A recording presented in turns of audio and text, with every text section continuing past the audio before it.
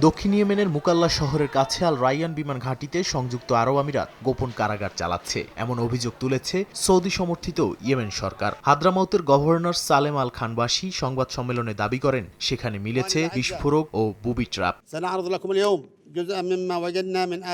Governor বলেন, এই তৎপরতা ইয়েমেনে বৈধ সরকারকে সহায়তার লক্ষ্য বা জোটের ঘোষিত উদ্দেশ্যের সঙ্গে সামঞ্জস্যপূর্ণ নয়। তিনি জানান, আমিরাত বাহিনী পরিচালিত বেশ কয়েকটি গোপন কারাগারের নির্যাতনের অভিযোগ নথিভুক্ত করা হচ্ছে। পাশাপাশি দায়ীদের বিরুদ্ধে ব্যবস্থা নেওয়া হবে বলেও জানান তিনি।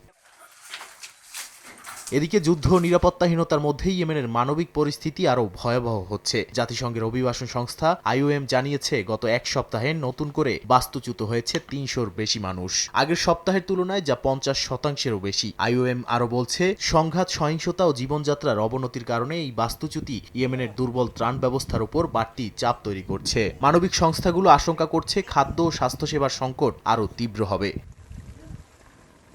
এর মধ্যেই রিয়াদে মার্কিন রাষ্ট্রদূতের সঙ্গে বৈঠক করেছেন ইয়েমেনের প্রধানমন্ত্রী আল জিন্দানি। তিনি অর্থনৈতিক স্থিতিশীলতা, মানবিক সহায়তা, নিরাপত্তা সহযোগিতায় আন্তর্জাতিক সমর্থনের গুরুত্ব তুলে ধরেন। মার্কিন রাষ্ট্রদূত আশ্বাস দেন, ইয়েমেনের বর্তমান সংকট মোকাবিলা ও শান্তি স্থিতিশীলতা প্রতিষ্ঠায় ওয়াশিংটন সানা একসঙ্গে কাজ চালিয়ে যাবে।